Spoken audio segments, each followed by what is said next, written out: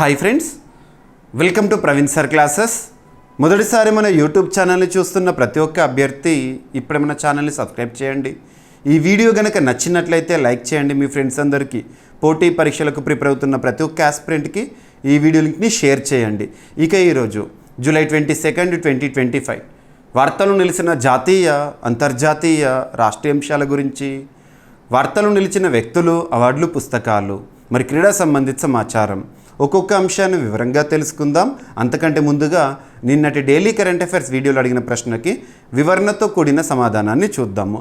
So ఇక్కడ question వచ్చేసి, ఇటీవల వార్తలు నిలిచిన గిరిజన నైపుణ్యాభివృద్ధికి సంబంధించిన ఒక ఇనిషియేటివ్ పైన క్వశ్చన్ ఇచ్చాను. ఆల్రెడీ లాస్ట్ 2 days బ్యాక్ మన డైలీ కరెంట్ అఫైర్స్ వీడియోలో ఈ టాపిక్ని డిస్కస్ చేశాను.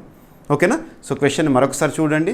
ఇటీవల వార్తలు నిలిచిన తలాష్ అనే ఒక ఇనిషియేటివ్, తలాష్ అనే కార్యక్రమం ఎవరి కోసం ఉద్దేశించబడింది? డైరెక్ట్ పాయింట్, గిరిజనులకు సంబంధించి, గిరిజనుల కోసం ఉద్దేశించబడింది. సింపుల్గా ఎస్టీలకు సంబంధించింది లేదా ఎస్టీ విద్యార్థులకు సంబంధించింది, ఎస్టీ విద్యార్థులకు సంబంధించింది. ఇక్కడ ఒక ఎక్స్ట్రా పాయింట్ కూడా గుర్తుపెట్టుకోండి. ట్రైబ్ అనే డెఫినేషన్, తెగ అనే నిర్వచనం దేశంలోనే అత్యున్నత చట్టమైన రాజ్యాంగంలో ఏ ఆర్టికల్లో ఉంటుందని ఎగ్జామినేషన్ పాయింట్ ఆఫ్ వ్యూ అడిగారు అనుకోండి, ఆర్టికల్ 366 క్లాజ్ 2(5) గుర్తుపెట్టుకోండి. ట్రైబ్ అనే డెఫినేషన్ ఉంటుంది. ఇక పక్కన పెట్టండి. మరి ఏ మంత్రిత్వ శాఖ పరిధిలో ప్రారంభించబడింది? So ministry of tribal affairs పరిధిలో ఈ ఇనిషియేటివ్ అనేది ప్రారంభించడం జరిగింది. మరి తలాష్ యాక్రోనిమ్ లేదా ఫుల్ ఫామ్ ఏంటి అని కూడా అడిగాను. సో ఫుల్ ఫామ్ గుర్తుంచుకోండి, tribal aptitude, life skills and self esteem hub. గుర్తుపెట్టుకోండి. సో తలాష్ అనే ఒక ఇనిషియేటివ్ ఏదైతే వార్తల్లోకి వచ్చిందో దాని ఫుల్ ఫామ్. సో ట్రైబల్ రిలేటెడ్గా నైపుణ్యాభివృద్ధి కోసం ఉద్దేశించబడిన ఒక ఇనిషియేటివ్. ఓకేనా? ఎవరు ప్రారంభించారు లేదా ఎవరు సంయుక్తంగా ఈ కార్యక్రమాన్ని అమలు చేస్తున్నారు? ఏ మంత్రిత్వ శాఖ పరిధిలో అమలు చేస్తున్నారు? సో ఇక్కడ ఇన్స్టిట్యూషన్స్ పేరు గుర్తుంచుకోండి. National education society for tribal students, national education society for tribal students, at the same time UNICEF India. ఈ సంస్థలు ఈ ఇనిషియేటివ్ లేదా తలాష్ని ప్రారంభించిన సంస్థలను గుర్తుపెట్టుకోండి. మరి ఈ తలాష్ ఇనిషియేటివ్కి సంబంధించి నోడల్ మంత్రిత్వ శాఖ అంటే ఏ మంత్రిత్వ శాఖ పరిధిలో అమలవుతోంది అంటే గిరిజన వ్యవహారాల మంత్రిత్వ శాఖ, మినిస్ట్రీ ఆఫ్ ట్రైబల్ అఫైర్స్, కేంద్ర ప్రభుత్వానికి సంబంధించి. మరి ఈ తలాష్ యొక్క ఉద్దేశం ఏమని చెప్పాను? గిరిజన విద్యార్థుల నైపుణ్యాభివృద్ధి కోసం అన్నాను. సో లక్ష్యాలు, ఏకలవ్య మోడల్ రెసిడెన్షియల్ స్కూల్స్ ఏవైతే ఉన్నాయో ముఖ్యంగా గిరిజనుల కోసము, అందులో చదివే గిరిజన విద్యార్థులకు సమగ్ర అభివృద్ధి, కెరీర్ మార్గదర్శకత్వం అందించడం అనేది ఈ తలాష్ యొక్క ఇంపార్టెన్స్. మరి గిరిజన విద్యార్థుల వ్యక్తిత్వ వికాసము, ఆత్మవిశ్వాసాన్ని పెంపొందించడం, సెల్ఫ్ కాన్ఫిడెన్స్ని పెంపొందించడం, ఇలాంటివి ఇనిషియేటివ్లో చూడడం జరుగుతుంది. కెరీర్ ఎంపికలో స్పష్టత, అవగాహన కల్పించడం, ఇవన్నీ కూడా తలాష్కి సంబంధించి ప్రత్యేకతలు. గుర్తుపెట్టుకోండి. ఓకేనా? అండ్ ఇటీవల కాలంలో వార్తలు నిలిచిన ఇనిషియేటివ్స్ ఏవైతే ఉంటాయో, పథకాలు ఏవైతే ఉంటాయో, పోర్టల్స్ ఏవైతే ఉంటాయో వీటిపైన ఖచ్చితంగా ఫోకస్ చేయండి. పోటీ పరీక్షల్లో వాటికి ఇంపార్టెన్స్ పెరుగుతుంది. ద బెస్ట్ ఎగ్జాంపుల్ ఏంటంటే రీసెంట్గా May 25, 2025 రోజున UPSC civil services preliminary examination జరిగింది. అందులో పాలసీస్, స్కీమ్స్ రిలేటెడ్గా ఒక 5 questions అడిగారు. అండ్ మన రాష్ట్ర స్థాయి పోటీ పరీక్షలు కూడా చాలాసార్లు ఇటువంటి వాటిపైన అడుగుతున్నారు. మీకు CA 360లో ఇటీవల కాలంలో వార్తలు నిలిచిన స్కీమ్స్ అన్నిటి గురించి కూడా ఎక్స్ప్లెయిన్ చేస్తున్నాను. ఒక ఫోల్డర్ సపరేట్గా ఇస్తున్నాను ఎవ్రీ 15 days కూడా. ఒకసారి చూడండి అవన్నీ కూడా. ఓకేనా? సో తలాష్ ప్రత్యేక లక్షణాలు, డిజిటల్ ప్లాట్ఫామ్ ద్వారా విద్యార్థులకు సేవలు అందించడం. రైట్? సో ఉద్దేశం ఏంటో గుర్తుపెట్టుకోండి. ఎవరి కోసం ఉద్దేశించబడింది? ఆల్రెడీ మీకు లాస్ట్ 2 days బ్యాక్ ఈ టాపిక్ మొత్తాన్ని కూడా, అసలు ఏకలవ్య మోడల్ రెసిడెన్షియల్ స్కూల్స్ ఎప్పుడు ఏర్పడ్డాయి, ప్రత్యేకత ఏంటి, ఇవన్నీ కూడా ఈ టాపిక్లో భాగంగా ఎక్స్ప్లెయిన్ చేశాను. ఓకేనా? సో ప్రతిరోజు క్లాస్ని చూడండి. మీకు ఈవినింగ్ 7 o'clock ప్రతిరోజు కూడా క్లాస్ అందిస్తున్నాను. ఓకేనా? కరెంట్ అఫైర్స్ కోణంలో 100% సాధించడంతో పాటు జనరల్ స్టడీస్ పాయింట్ ఆఫ్ వ్యూలో మ్యాక్సిమం స్కోర్ చేసే విధంగా మన క్లాసెస్ని అందిస్తున్నాను. ఒక టాపిక్ వార్తల్లో కనిపించింది అంటే దాన్ని కరెంట్ అఫైర్స్గా డిస్కస్ చేస్తున్నాం, న్యూస్గా కాదు. కరెంట్ అఫైర్స్గా డిస్కస్ చేయడం అంటే ఏంటంటే ఆ టాపిక్ని కన్సర్న్ సబ్జెక్ట్తో లింక్ చేసుకుంటూ, ఉదాహరణకు పాలిటిక్స్ సంబంధించిన వర్ధమాన అంశం ఉందనుకోండి, పాలిటీ సబ్జెక్ట్లో భాగంగా లింక్ చేస్తూ దానికి సంబంధించి ఆ కోర్ కాన్సెప్ట్ ఏదైతే ఉందో లింక్ చేస్తూ స్టాటిక్ పాయింట్స్ని అడిషన్గా ఇస్తున్నాను. ఇలా చదవడం ద్వారా మీకు current affairs plus general studies ఏకకాలంలో కంప్లీట్ అవుతూ ఉంటుంది. ఓకేనా. ఇక ఈరోజు first topic very very important. Current పాలిటీలో భాగంగా ఈ టాపిక్ నుండి క్వశ్చన్స్ని ఎక్స్పెక్ట్ చేయొచ్చు. డైరెక్ట్ సింగిల్ లైన్లో క్వశ్చన్ ఇవ్వట్లేదు. ఇటీవల కాలంలో పోటీ పరీక్షల్లో స్టేట్మెంట్స్ ఇస్తారు. కాబట్టి వార్తల్లో ఏదైనా ఒక టాపిక్ నిలిచింది అంటే దానికి సంబంధించి డెప్త్గా స్టడీ చేయాల్సిందే. సో ఫస్ట్ అసలు టాపిక్ హెడ్డింగ్ ఏంటి? భారత ఉపరాష్ట్రపతి జగదీప్ ధన్కర్ గారు రాజీనామా చేస్తూ వార్తల్లోకి వచ్చారు. ఒక షాకింగ్ న్యూసే, బిగ్ బ్రేకింగ్ న్యూసే. వాస్తవానికి నిన్న జూలై 21, 2025 రోజున పార్లమెంటు సమావేశాలు నిన్నే ప్రారంభమైనాయి కదా, మాన్సూన్ సెషన్స్. సో ప్రారంభం ఏదైతే ఉందో అందులో మొదటి రోజు అద్భుతంగా సభని కూడా నిర్వహించడం జరిగింది. ఇక రాజీనామాతో నిన్న రాత్రి జూలై 21 రోజున రాజీనామాని సమర్పిస్తూ వార్తల్లోకి వచ్చారు. ఇది ఒక న్యూస్. మరి దీనికి సంబంధించి సబ్జెక్ట్ లింక్ చేద్దాము. దేశంలోనే అత్యున్నత చట్టం మన రాజ్యాంగం. దేశంలోనే అత్యున్నత చట్టం మన రాజ్యాంగం. మరి రాజ్యాంగంలో 5వ భాగం, 5th part of Indian constitution. 5వ భాగం అనగానే ఆర్టికల్ బ్రాకెట్ గుర్తుకు రావాలి. ఆర్టికల్ 52 నుండి 151 వరకు మనం 5th పార్ట్లో భాగంగా నేర్చుకుంటాము. దేనికి సంబంధించింది ఇది? కేంద్ర ప్రభుత్వం అనే ఒక టాపిక్. కేంద్ర ప్రభుత్వం, యూనియన్ గవర్నమెంట్ గురించి డీల్ చేసే భాగము. At the same time the largest part in Indian constitution. Largest, రాజ్యాంగంలోనే అతిపెద్ద భాగం ఏదైనా ఎగ్జామినేషన్లో అడిగారు అనుకోండి 5th పార్ట్. ఓకేనా, ఆల్మోస్ట్ 100 ఆర్టికల్స్ అనుకోండి. ఇక మరి దేనికి సంబంధించి కేంద్ర ప్రభుత్వంలో భాగంగా మనం చూస్తాము. ఆర్టికల్ 52 నుండి 62 వరకు రాష్ట్రపతి గురించి చూస్తాము. 52 నుండి 62 వరకు రాష్ట్రపతి గురించి, రాజ్యాంగ అధినేత. ఆ తర్వాత దేశంలో 2వ అత్యున్నత పదవి ఎవరికి సంబంధించి? ఉపరాష్ట్రపతి. ఉపరాష్ట్రపతి వైస్ ప్రెసిడెంట్ ఆఫ్ ఇండియా అంటాము. ఏ ఆర్టికల్ నుండి ఏ ఆర్టికల్ వరకు చూస్తాము 5th పార్ట్లో భాగంగా అంటే ఆర్టికల్ 63 నుండి 71 వరకు మనము ఉపరాష్ట్రపతి గురించి నేర్చుకుంటాము. క్లియర్? ఇక మరి ఒక్కొక్క ఆర్టికల్ ఏం తెలుపుతుందో చూద్దాం. ఫస్ట్ ఆర్టికల్ 63, రాజ్యాంగంలో ఆర్టికల్ 63 ఏం తెలుపుతుంది అంటే దేశంలో ఉపరాష్ట్రపతి పదవి అనేది ఉంటుంది. అంటే ఒక ఉపరాష్ట్రపతి ఉంటారు దేశానికి. ఓకేనా, ఉపరాష్ట్రపతి పదవికి సంబంధించి ఇంట్రొడక్షన్, ఉపరాష్ట్రపతి ఉంటారు.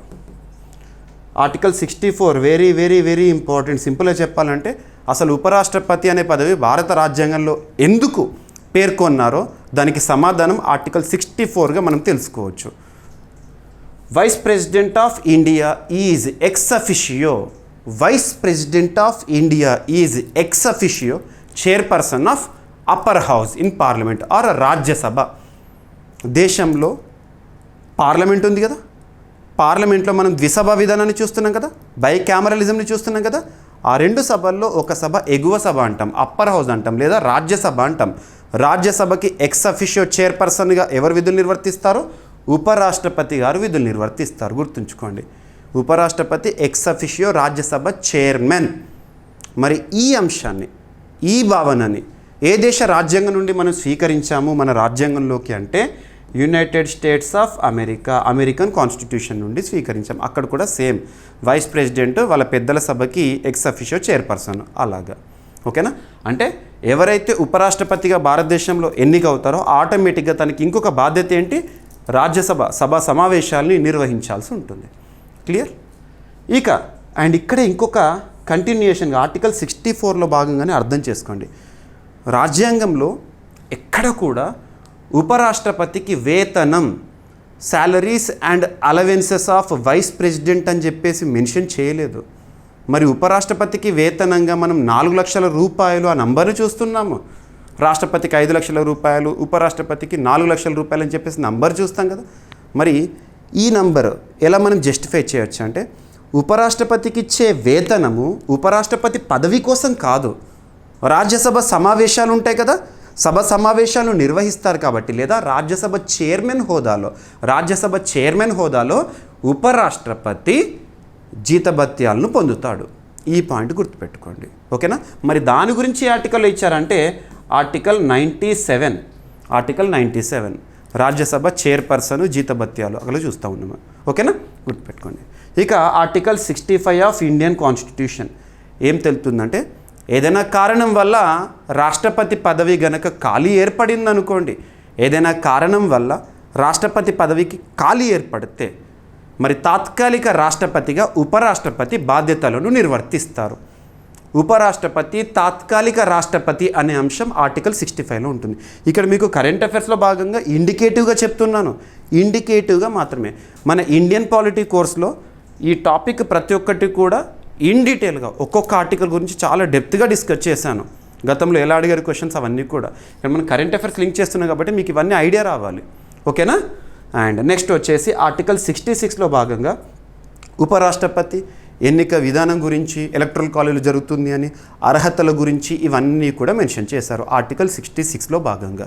ఇక నెక్స్ట్ వచ్చేసి ఆర్టికల్ 67 ఉపరాష్ట్రపతి పదవీ కాలం గురించి తెలుపుతుంది. ఉపరాష్ట్రపతి పదవీ కాలము రాజ్యాంగం ప్రకారం ఉపరాష్ట్రపతికి పదవీ కాలం ఏ విధంగా పేర్కొన్నారంటే 5 సంవత్సరాల పదవీ కాలం. 5 సంవత్సరాలు.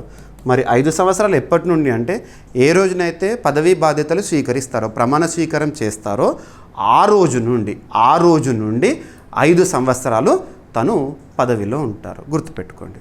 ఓకేనా? 5 సంవత్సరాల పదవీ కాలము. మరి ఆర్టికల్ 67లో భాగంగా ఇంకొక 2 ఆర్టికల్స్ ఉంటాయి. ఆర్టికల్ 67A ఈరోజు వార్తల్లోకి వచ్చిన మనం చూస్తున్న పేపర్లో కనిపిస్తున్న న్యూస్ ఏదైతే ఉంటుందో దానికి లింక్ చేసుకోవాల్సిన ఎగ్జాక్ట్ ఆర్టికల్ ఏంటంటే ఆర్టికల్ 67 క్లాజ్ A ఉపరాష్ట్రపతి రాజీనామా గురించి తెలుపుతుంది. ఉపరాష్ట్రపతి తన రాజీనామా పత్రాన్ని తన స్వహస్తాలతో రాసిన పత్రాన్ని ఎవరికి సమర్పిస్తారంటే రాష్ట్రపతికి సమర్పిస్తారు. రాష్ట్రపతికి ఒకవేళ రాష్ట్రపతి రాజీనామా చేయాలంటే మరి రాష్ట్రపతి కంటే ఉన్నత పదవి దేశంలో లేదు. మరి తను రాజీనామా చేయాలంటే ఎవరికి సమర్పించాలంటే ఉపరాష్ట్రపతికి వైస్ వర్సా. ఇది ఒకటి గుర్తుపెట్టుకోండి. స్పీకర్ డిప్యూటీ స్పీకర్కి, డిప్యూటీ స్పీకర్ స్పీకర్కి, ఉపరాష్ట్రపతి రాష్ట్రపతికి, రాష్ట్రపతి ఉపరాష్ట్రపతికి ఇలాంటివి కొన్ని చూడండి, ఆర్టికల్స్తో పాటు చూడండి. ఇక్కడ ఉపరాష్ట్రపతి కాబట్టి గుర్తుపెట్టుకోండి. ఆర్టికల్ 67 క్లాజ్ A ఆధారంగా ఉపరాష్ట్రపతి తన రాజీనామా పత్రాన్ని రాష్ట్రపతికి సమర్పిస్తారు. మరి జగదీప్ ధన్కర్ గారు రాజీనామా చేశారు. ఏ కారణాలు సైట్ చేశారంటే ఏ కారణాలు చూపించారు?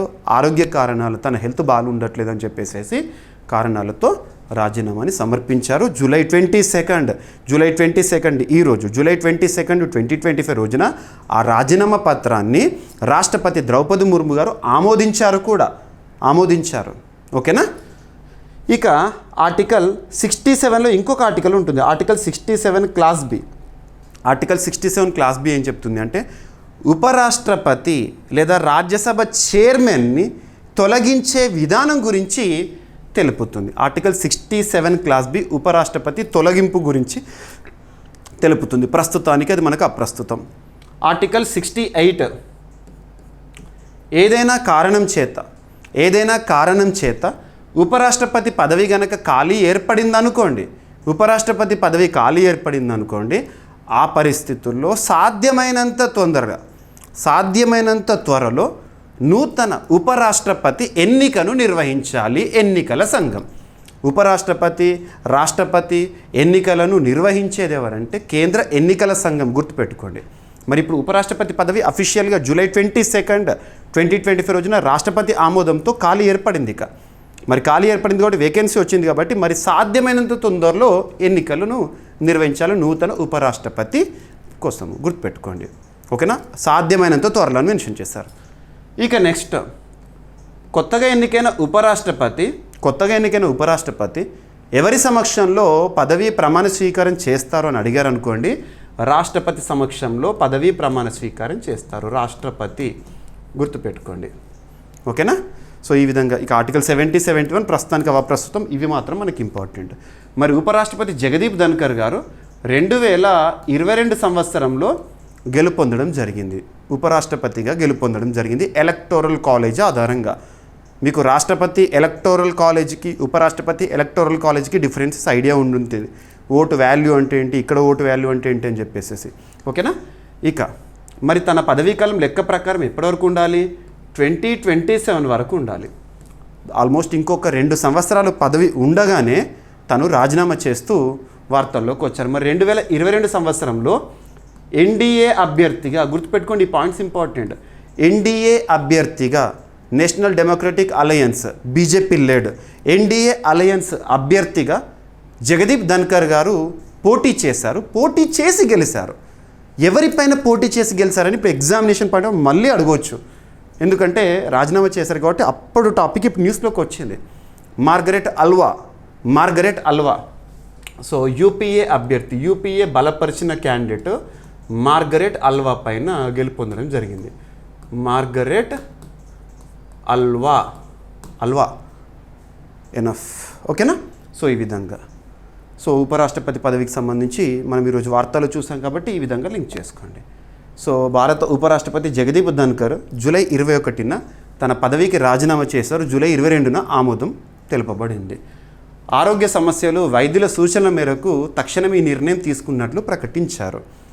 భారత రాజ్యాంగంలోని ఆర్టికల్ 67 క్లాజ్ ఏ స్మాల్ ఏ ప్రకారం ఒకవేళ అక్కడ క్యాపిటల్ ఏ ఉందనుకోండి, ఆ ఆర్టికల్ అమెండ్మెంట్ ద్వారా వచ్చిందని అర్థం చేసుకోవాలి. కానీ అమెండ్మెంట్ ద్వారా కాదు, రాజ్యాంగంలోనే ఉంది. ఆర్టికల్ 67 స్మాల్ ఏ అనాలి. అందుకే ఓకేనా. ఆయన తన రాజీనామాను రాష్ట్రపతి ద్రౌపది ముర్ము గారికి సమర్పించారు. ఆయన 5 ఏళ్ల పదవీ కాలం వాస్తవానికి 10th ఆగస్ట్ 2027, ఇంకా 2 years ఉంది, మోర్ దెన్ 2 years ఉంది. ఆయన రాజీనామా చేశారు ఆరోగ్య కారణాలతో. గతంలో ఇలాంటి కండిషన్స్ మనం చూసాము. 1960sలో సబ్జెక్టు కండిషన్, 1969లో వివి గిరి గారు కూడా రాజీనామా చేయడము అటువంటివి. సో పదవిలో ఉండగా మరణిస్తూ వార్తలు నిలిచిన ఉపరాష్ట్రపతిగా కృష్ణకాంత్ గారని, 2 సార్లు ఉపరాష్ట్రపతిగా ఎన్నికైన వాళ్ళలో ఎవరెవరు ఉన్నారు, ఎంతమంది ఉన్నారు, ఇటువంటి క్వశ్చన్స్ మనం ఎక్స్పెక్ట్ చేయవచ్చు. మీకు అవన్నీ పాయింట్స్ కూడా మన పాలిటీ కోర్స్లో మీకు ఎక్స్ప్లెయిన్ చేస్తాను. రైట్.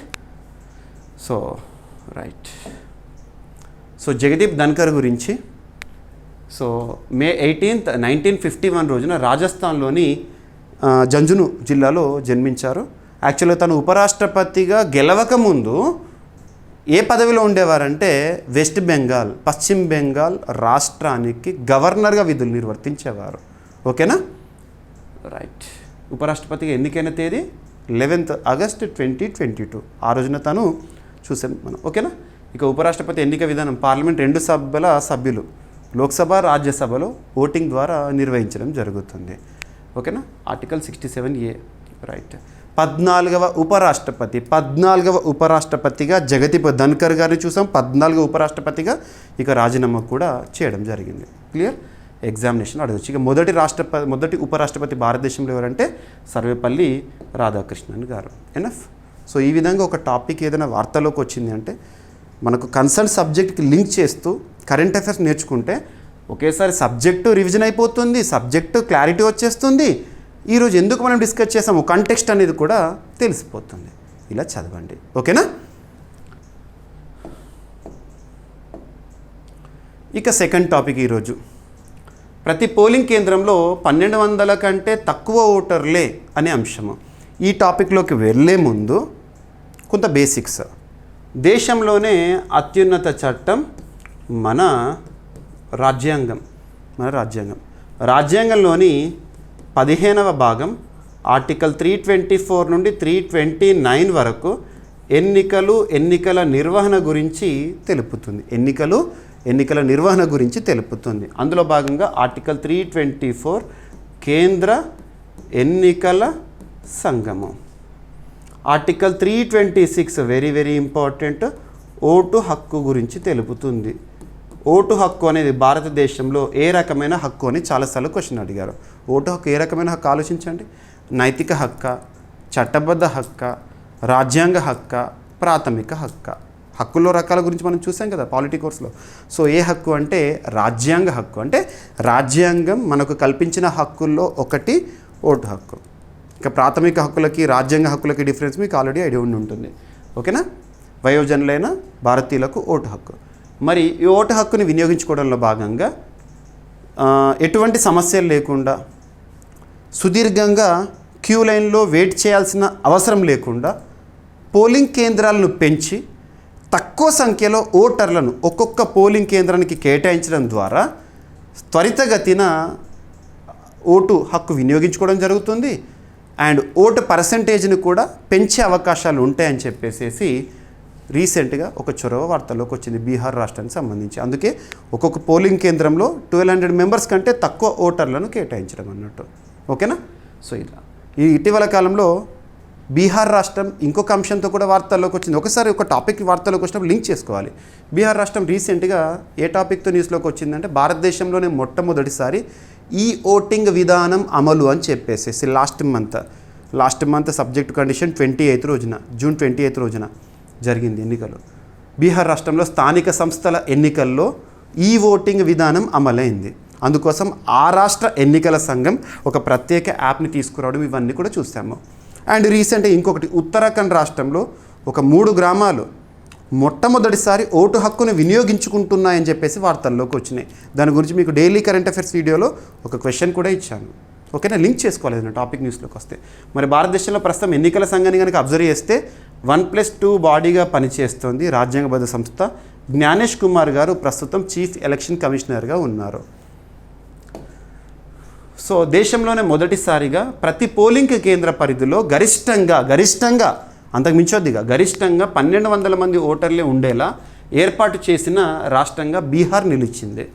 పోలింగ్ కేంద్రాల్లో ఓటింగ్ సమయంలో ఎక్కువ సమయం నిరీక్షణ లేకుండా సాఫీగా ఓటింగ్ జరగాలనే ఉద్దేశంతో ఈ చర్య చేపట్టినట్లు ఎన్నికల సంఘం తెలిపింది. ఎన్నికల సంఘం తెలిపింది అంటే మీకు ఆర్టికల్ 324 తెలిపింది అని రావాలి, గుర్తుపెట్టుకోండి. ఏదైనా వర్డ్ కనిపించింది అంటే డైరెక్ట్ రాజ్యాంగం లింక్ అవ్వాలి. ఈ ప్రక్రియలో భాగంగా బీహార్లో కొత్తగా 12,817 పోలింగ్ కేంద్రాలు ఏర్పాటు చేశారు. దీనివల్ల ప్రస్తుతం రాష్ట్రంలో ఉన్న పోలింగ్ కేంద్రాల సంఖ్య 90,712కు చేరిందంట. ఈ తరహా చర్యలను దేశంలోని అన్ని రాష్ట్రాలు కేంద్రపాలిత ప్రాంతాల్లోనూ త్వరలో చేపట్టనున్నట్లు ఎలక్షన్ కమిషన్ పేర్కొంది.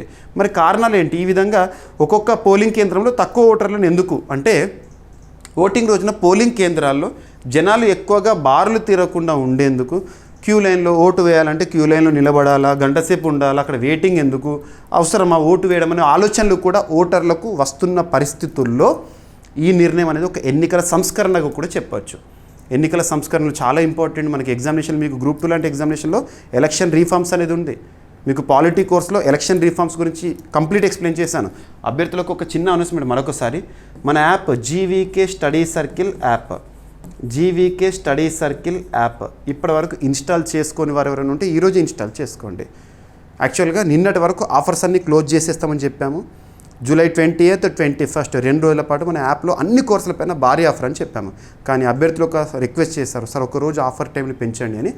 అందుకు కన్సిడర్ చేస్తూ ఈరోజు నైట్ 11 o'clock వరకు, నైట్ 11 PM వరకు ఆఫర్స్ అన్నీ కూడా అందుబాటులో ఉంచడం జరుగుతుంది. అందులో ఇండియన్ పాలిటీ కోర్సు భారీ ఆఫర్లో ఉంది. మీకు కంప్లీట్ క్లాసెస్ కంప్లీట్ చేసేసాను, ఆర్టికల్స్ అన్నీ కూడా ఎక్స్ప్లెయిన్ చేశాను, ఇండియన్ కాన్స్టిట్యూషన్ మొత్తం కూడా మీకు క్లారిటీగా చెప్పేశాను. At the same time current polity వీడియోస్ని కూడా అప్డేట్ చేస్తూనే ఉన్నాను. మీకు 2022, 2023, 2024, 2025 ఇన్ని కాంటెంపరీ ఇష్యూస్ని మన పాలిటీ కోర్సెస్లో అందిస్తూ వచ్చాను. ఓకేనా, డిసెంబర్ 2025 వరకు పాలిటీ అప్డేట్స్ అనేవి కోర్సులో అందుబాటులో ఉంటాయి. ఇక దాంతోపాటు మీకు డైలీ కరెంట్ అఫైర్స్ వీడియో అందిస్తున్నాను కదా, ఇక్కడ చెప్తున్న ఈచ్ అండ్ ఎవ్రీ వర్డ్, ఇక్కడ చూపిస్తున్న ప్రతి వర్డ్ కూడా మీకు డైలీ CA కోర్సులో PDF రూపంలో అందుబాటులో ఉంటుంది. శాంపుల్ PDFs కూడా అందుబాటులో ఉన్నాయి. అందులో టెస్ట్ సిరీస్ కూడా ఉంటుంది. కరెంట్ అఫైర్స్ మనం చదివింది ఎంతవరకు గుర్తుంటుంది తెలుసుకోవాలనుకుంటుంది కదా, సో టెస్ట్ సిరీస్ కూడా ఉంది, మీరు రాయొచ్చు. And CA 360 course scientific approach towards current affairs, వార్తల్లో నిలిచిన అంశాలని సబ్జెక్ట్కి లింక్ చేస్తూ సైంటిఫిక్గా కరెంట్ అఫైర్స్ని 20 సెగ్మెంట్స్గా ఎక్స్ప్లెయిన్ చేస్తున్నాను. మీకు మంత్లీ మ్యాగజైన్ కూడా అందులో ప్రొవైడ్ చేస్తున్నాను, ఇంగ్లీష్ మీడియం అభ్యర్థుల కోసం, తెలుగు మీడియం అభ్యర్థుల కోసం. సో అన్నీ చూడండి, డిస్క్రిప్షన్ చూడండి, కోర్స్ డిస్క్రిప్షన్స్ మీకు ఐడియా వస్తుంది, రైట్. సో కేంద్ర ఎన్నికల సంఘము ఎప్పుడు ఏర్పాటైంది? జనవరి 25, 1950 జాతీయ ఓటర్ల దినం, అందుకే జరుపుకుంటాము. జనవరి 25 రాజ్యాంగం అమల్లోకి వచ్చే ఒక రోజు ముందు అమల్లోకి వచ్చిన రాజ్యాంగబద్ధ సంస్థ, సింపుల్గా, రైట్. సో బీహార్ రాష్ట్రానికి సంబంధించి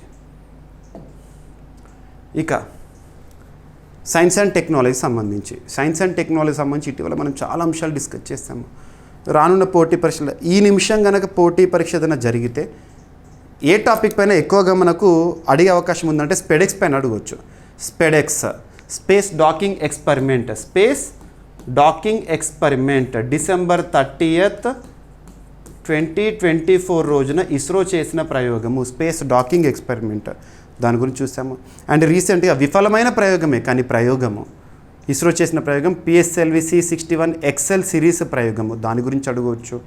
లేదంటే ఇటీవల సైన్స్ అండ్ టెక్నాలజీలో భాగంగా తరచూ మనం ఇన్స్పేస్ గురించి డిస్కస్ చేస్తున్నాం. IN SPACe Indian National Space Promotion and Authorisation Centre Ahmedabad కేంద్రం పనిచేస్తుంది. భారతదేశంలో ఇస్రో సాధిస్తున్న ఘనతలకి తోడు ప్రైవేట్ స్పేస్ స్టార్టప్స్కి ప్రోత్సాహం ఇవ్వడం కోసం 2020 సంవత్సరంలో కేంద్ర ప్రభుత్వం ప్రారంభించిన ఇనిషియేటివ్. ఇలాంటివన్నీ లింక్ చేసుకోవాలి. మరియు ఇస్రోకి సంబంధించి ఈ నెక్స్ట్ 2026 ఇయర్లో దాదాపు అప్పటి వరకు 23 మిషన్లను చేపడతామని చెప్పేసి వి నారాయణన్ గారు, ఇస్రో ప్రస్తుత చీఫ్ నారాయణన్ గారు చెప్పిన ప్రకటన గురించి లాస్ట్ 2 days బ్యాక్ అవన్నీ చెప్పాను, ఏమేమి ప్రయోగాలు చేస్తారని చెప్పేసి. ఓకేనా? సో ఇక్కడ ఈ నెలలోనే ఈ మంత్ ఎండింగ్ జూలై 30th రోజున చేయబోయే ప్రయోగము, ఇస్రో తలపెట్టే ప్రయోగము, వాస్తవానికి నాసా ఇస్రో సంయుక్తంగా భాగస్వాములైన ఒక ప్రయోగము నిసార్. ఎప్పుడెప్పుడు అని చూస్తున్న నిసార్ ప్రయోగం రానే వచ్చింది, జూలై 30th జరగబోతోంది. అదేంటో చూద్దాము. GSLV F-16. GSLV అంటే మనకు ఇది లాంచ్ వెహికల్. ఇక్కడ చూడండి సింపుల్, ఇది రాకెట్ ఉందా, రాకెట్ని మనము లాంచ్ వెహికల్ అంటాము. మన ఇండియాలో ఇస్రోకి సంబంధించి సక్సెస్ఫుల్ లాంచ్ వెహికల్ ఏదంటే పిఎస్ఎల్వి ప్రయోగాలు దాదాపు సక్సెసే. ఇది జిఎస్ఎల్విని ఎప్పుడు వాడతామంటే కామన్గా శాటిలైట్ చాలా వెయిట్గా ఉన్నప్పుడు, బరువైనదైనప్పుడు, మరి దాన్ని సుదీర లక్ష్యంతో టార్గెట్ చేసినప్పుడు, సుదూరం దాదాపు 36,000 కిలోమీటర్లు ఆ టార్గెట్లో శాటిలైట్ని మనం ప్రవేశపెట్టాలనుకున్నప్పుడు ఇలాంటి పరిస్థితుల్లో. సో ఇది లాంచ్ వెహికల్ ముందు భాగంలో పేలోడ్ ఉంటుంది. ఆ పేలోడ్ ఏదైనా కావచ్చు. ఒకవేళ మనుషులు వెళ్ళారనుకోండి మానవ సహిత అవుతుంది. ఈ ప్రాంతంలో శాటిలైట్ పెట్టారనుకోండి మనము రెగ్యులర్ లాంచింగ్స్ గురించి. నిసార్ అంటే NASA ISRO SAR synthetic aperture radar. గుర్తుంచుకోండి, NASA ISRO synthetic aperture radar mission. దీనికోసం ఉద్దేశించిన రాకెట్ పేరు ఏంటంటే GSLV F-16. ఓకేనా? గుర్తుంచుకోండి, NASA ISRO synthetic aperture radar. దీని యొక్క ఉద్దేశం ఏంటని అడుగుతారు. జూలై 30th రోజున ఇది సక్సెస్ అవుతుంది. సక్సెస్ అయ్యాక మళ్ళీ చూడాలి స్పెషల్గా. సో నాసా ఇస్రో సంయుక్తంగా, నాసా అంటే అమెరికా అంతరిక్ష ప్రయోగాలు చేసే సంస్థ, ఇస్రో అంటే భారతదేశంలో అత్యున్నత అంతరిక్ష సంస్థ, సంయుక్తంగా అభివృద్ధి చేసిన నిసార్ ఉపగ్రహం. శాటిలైట్ పేరు నిసార్, శాటిలైట్ పంపించేది. రాకెట్ ముందు భాగం ఇక్కడ పెట్టే శాటిలైట్ అన్నట్టు పంపించడానికి. ఓకేనా? ప్రయోగం ఈ నెల జూలై 30వ తేదీన జరగబోతుంది. మరి ఎక్కడి నుండి ప్రయోగించబోతున్నారు? ఇస్రో తలపెట్టే ప్రయోగం అంటే కామన్గా మనకి ఏది గుర్తొస్తుంది? ఒకటే భారతదేశంలో షార్ కేంద్రం లేదా శ్రీహరికోట, తిరుపతి జిల్లా షార్ కేంద్రం నుండి దీని ప్రయోగం లాంచ్ ప్యాడ్ 1 నుండి చేస్తారు. ఓకేనా? మరి వాహక నౌక రాకెట్ పేరు ఏంటంటే GSLV F-16 రాకెట్ పేరు. ఈ రాకెట్లో ఈ శాటిలైట్ పంపిస్తారు. సో నిసార్ ఉపగ్రహం పూర్తి పేరు. అండ్ బరువు వచ్చేసి 2392 kgs. రాడార్ రకం dual frequency synthetic aperture radar. And నాసానేమో ఈ ఉపగ్రహంలో, ఈ నిసార్ ఉపగ్రహంలో నాసానేమో L బ్యాండ్ని తయారు చేసింది, ఇస్రోనేమో S బ్యాండ్ని తయారు చేసింది. అసలు ఈ ఉపగ్రహం యొక్క ఉద్దేశం ఏంటి? ఉపగ్రహాలు ఎందుకు ప్రయోగిస్తాం మనం? సాంకేతికత కోసము, లేదా రిమోట్ సెన్సింగ్ కోసము, వివిధ ఉపయోగాల కోసం, డిఫరెంట్ పర్పస్ కోసం. మరి ఉపయోగం ఏంటంటే భూ పరిశీలన, ఎర్త్ అబ్జర్వేషన్ కోసము, భూమిని పరిశీలించడానికి, భూగోళాన్ని అన్ని వాతావరణ పరిస్థితుల్లో పగలు రాత్రి పరిశీలించి ప్రతి 12 రోజులకు పూర్తి డేటాను అందించడం కోసము ఈ నిసార్. ఓకేనా? ఇక ఇస్రోకి సంబంధించి ఆగస్టు 15th 1969లో ఇస్రో ఏర్పాటైంది. సో మీకు ఏదైనా టాపిక్ చెప్తున్నప్పుడు దానికి సంబంధించిన బేసిక్స్ జీకే పాయింట్స్ని కూడా అడిషన్గా ఇస్తున్నాను. మీకు పీడిఎఫ్లో కూడా ఇవన్నీ ఉంటాయి. సో ప్రస్తుత చైర్పర్సన్ వి నారాయణన్ గారు. ఇస్రో హెడ్ క్వార్టర్ ఎక్కడ అంటారు? బెంగళూరు. ఇక NASA national aeronautics and space administration ఏ దేశానికి సంబంధించిన అంతరిక్ష పరిశోధన చేసే సంస్థ? అమెరికాకు సంబంధించి. ఎగ్జామినేషన్లో ఒకసారి అడిగారు తెలంగాణలో, Telangana state level police recruitment board ఎగ్జామినేషన్లో constable or SI examination subject condition question నాసాని విస్తరించండి అన్నారు. అంటే నాసా ఫుల్ ఫామ్ ఏంటి అనేది ఇక్కడ బాగానే గుర్తుంటుంది, ఎగ్జామినేషన్లో కన్ఫ్యూజన్ క్రియేట్ చేస్తారు. ఓకేనా? So National aeronautics and space Administration NASA full form. అది 1958లో ఏర్పడింది. అమెరికాకు సంబంధించి వాషింగ్టన్ DC కేంద్రం పని చేస్తుంది. ఇక GSLV ఇంతకుముందు లాంచ్ వెహికల్ అనేది రాకెట్ అన్నాను కదా, GSLV ఫుల్ ఫామ్ ఏంటంటే geosynchronous satellite launch vehicle. Geosynchronous అంటే సుదూర లక్ష్యాలలో శాటిలైట్ని ప్రవేశపెట్టడానికి ఉపయోగించే రాకెట్ అని గుర్తుపెట్టుకోండి. పూర్తి పేరు భూస్థిర ఉపగ్రహ వాహక నౌక, ఇంధనం ఘన ద్రవ క్రయోజనిక్ ఇంధనాలు. ఇక ప్రయోగ సామర్థ్యం దాదాపు 2500 కిలోల వరకు జియోస్థిర కక్షకు తీసుకెళ్ళగలుగుతుంది ఇది. ఓకేనా? లో ఎర్త్ ఆర్బిట్ కాదు, మనకేమంటామో జియోస్థిర. సో జియోస్టేషనల్ ఆర్బిట్లోకి తీసుకెళ్తుంది. సో షార్ 1971లో ఏర్పాటైంది. పేరు సతీష్ ధవన్. అండ్ ప్రాంతం శ్రీహరికోట, తిరుపతి జిల్లా. అండ్ మొదటి ప్రయోగం ఆగస్టు 10, 1979లో షార్ కేంద్రంలో జరిగింది. Rohini technology payload. ఇక నిస్సార్ ప్రపంచంలోనే మొదటి డ్యూయల్ ఫ్రీక్వెన్సీ అంటే L band, S band synthetic aperture radar satellite భూమిపైని పర్యావరణ మార్పులు, ప్రకృతి వైపరీత్యాలు, అటవీ ప్రాంతాలు, గడ్డకట్ట ప్రదేశాల కదలికల అధ్యయనానికి ఉపయోగపడుతుంది. రైట్. ఇక రక్షణ రంగానికి సంబంధించి పోటీ పరీక్షల్లో రక్షణ రంగానికి సంబంధించి ఇంపార్టెన్స్ పెరుగుతుంది. ముఖ్యంగా రక్షణ రంగానికి సంబంధించి వార్తలు నిలుస్తున్న విన్యాసాలు, ఎక్సర్సైజెస్. నిన్న క్లాస్లో మీకు సింబెక్స్ గురించి చెప్పాను. అలాగా సెకండ్ వచ్చేసేసి మన రక్షణ రంగ అవసరాలు తీర్చుకోవడంలో భాగంగా ఏ దేశం నుండి ఏమేమి దిగుమతి చేసుకుంటున్నాం, సింపుల్గా డిఫెన్స్ ఇంపోర్ట్స్. థర్డ్ వచ్చేసేసి అంతర్జాతీయ స్థాయిలో రక్షణ రంగానికి సంబంధించి విడుదలవుతున్న నివేదికలు, సిప్రి రిపోర్ట్ కానివ్వండి, గ్లోబల్ ఫైర్ పవర్ రిపోర్ట్ కానివ్వండి, ఇలాంటివి. And at the same time defence acquisition council ఇటీవల భారతదేశంలో రక్షణ రంగానికి సంబంధించి వేటికి ఆమోదముద్ర వేసింది. నెక్స్ట్ వచ్చేసి రక్షణ రంగ ఒప్పందాలు. ఉదాహరణకు డిఆర్డిఓ ఇటీవల బీడీఎల్తో ఏ విషయంలో ఒప్పందాన్ని కుదుర్చుకుంది, అలాంటివి. లాస్ట్ వచ్చేసి పూర్తి స్వదేశీ పరిజ్ఞానంతో తయారవుతున్న మన ఆయుధ సంపత్తి, ఆర్టిలరీ గురించి కానివ్వండి. అందులో ఏమైనా కావచ్చు, షిప్లే కావచ్చు, సబ్మెరైన్సే కావచ్చు, తుపాకులే కావచ్చు, రాడార్సే కావచ్చు, లేదంటే మిసైల్సే కావచ్చు, రాకెట్సే కావచ్చు, వాట్ ఎవర్ ఇట్ ఈస్. ఓకేనా. ఇక్కడ రక్షణ రంగానికి సంబంధించి ఇండియన్ నేవీలో కమిషన్ చేయబడుతూ, మనకు త్రివిధ దళాలు ఉన్నాయి కదా, నేవీ, ఎయిర్ ఫోర్స్, ఆర్మీ. ఇక్కడ ఇండియన్ నేవీలో కమిషన్ చేయబడుతూ ఐఎన్ఎస్ అజయ్ వార్తల్లోకి వచ్చింది. Indian naval ship Ajay. దీని యొక్క ఉద్దేశం ఏంటి, దీన్ని ఎవరు తయారు చేశారు? సో ఐఎన్ఎస్ అజయ్ని ఎవరు తయారు చేశారంటే garden Reach Ship Builders and engineers, GRSC. గుర్తుపెట్టుకోవాలి. ఇటీవల కాలంలో ఏ ఐఎన్ఎస్లు చాలా వార్తల్లోకి వచ్చినాయి, అర్నాలా అని అట్లా చాలా వార్తల్లోకి వచ్చినాయి. వాటిని ఎవరు తయారు చేస్తున్నారు, అది important. So Garden Reach Ship Builders and Engineers అజయ్ని తయారు చేయడం జరిగింది. ఈ Garden Reach Ship Builders and Engineers అనేది ఎక్కడ ఉంటుంది? కోల్కతా కేంద్రంగా పనిచేస్తుంది, వెస్ట్ బెంగాల్. ఓకేనా. సో శత్రు దేశాల జలాంతర్గాములను ధ్వంసం చేసే అత్యాధునిక యుద్ధ నౌక అజయ్ తాజాగా భారత నౌకాదళంలో చేరింది. నిన్నటి రోజున జూలై 21 నిన్న చేరింది ఇది. ఓకేనా. Garden Reach Ship Builders and engineers వారు రూపొందించడం జరిగింది.